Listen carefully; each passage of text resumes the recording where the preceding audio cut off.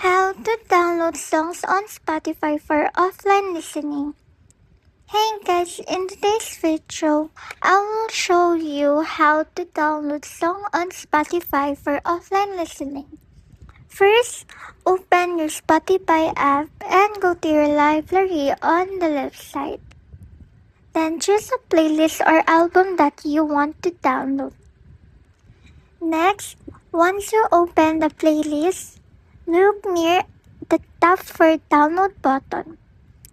It usually appears as a downward arrow or a toggle switch. Click that button to start downloading the songs.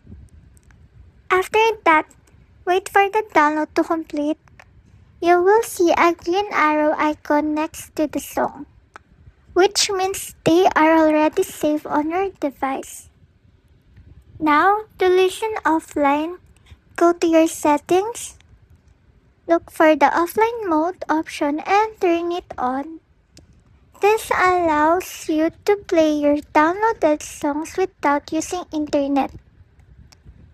Then go back to your library and play any downloaded playlist. Even without connection, your music will still work. For example, you can open your favorite songs playlist, click the download button, and wait until all the songs are saved before turning on offline mode. Tip: download your songs using Wi-Fi to avoid using too much mobile data.